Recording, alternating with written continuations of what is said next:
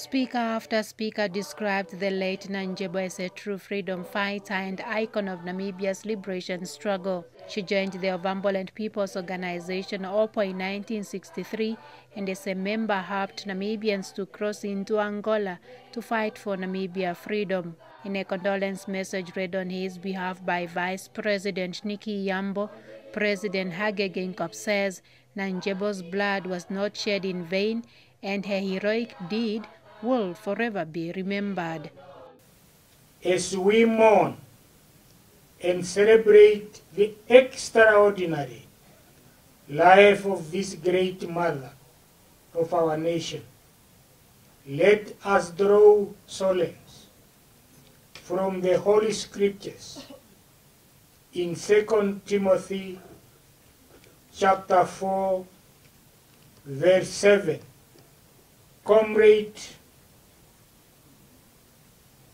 Queen Elizabeth Meekulu, Namundjembo. As we gather here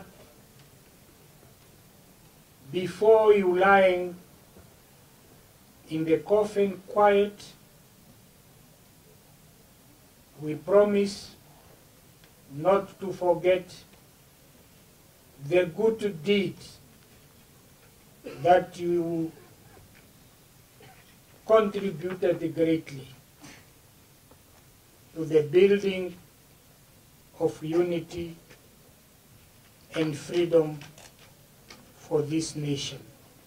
On his behalf, founding President Sam Nujoma says Namundjembo was a tenacious freedom fighter, a compassionate mother, and fearless entrepreneur.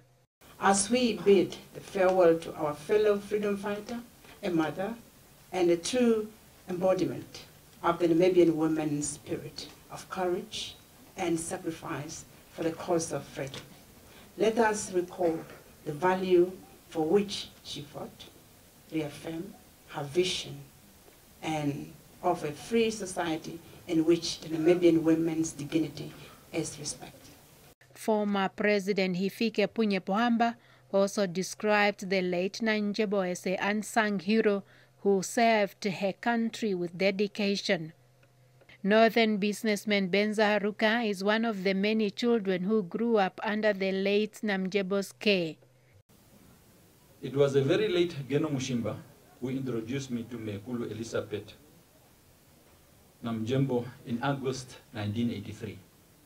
And since that day, for the last 34 years, we have never spent more than 2 weeks without meeting or talking to one another. So that's half of my lifetime. More than 120 children were named after her, with some describing her as a neat, stylish woman who wore well-coordinated outfits. She ensured that every child raised by her is educated and passed with flying colors. You were there to advise when life seemed to take a toll on me. You guided me when life events were conspiring against me. My nappies, my milk, my clothes, my primary school fees, and uniform were all your responsibilities. And as an aunt and an Moshe, no one would have done that in the years that you are living.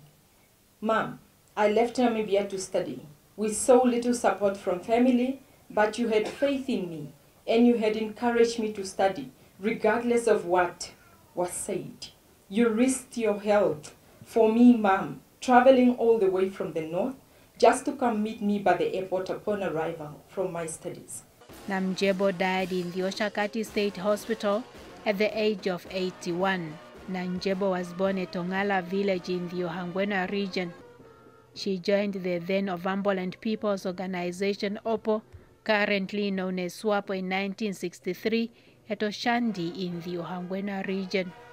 She was captured, imprisoned in Oshakati, and tortured by the then South African apartheid government in 1975. In Namundjembo's biography she wrote herself, she stated that the apartheid regime broke her spinal cord in their torturing process. She was buried at Tomafo Cemetery in Ohangwena region. For NBC News, tanateni ishtile omafo.